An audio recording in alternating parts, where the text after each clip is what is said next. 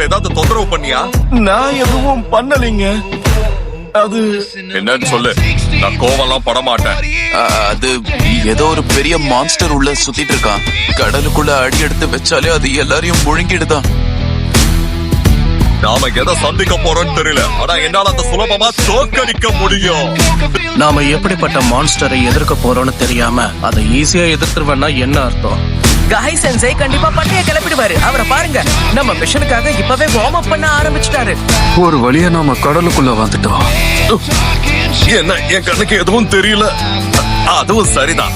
என்னதான் இருந்தாலும் leaf வில்லேஜோட அசுரனே வந்திருக்கான்ல. I am the danger.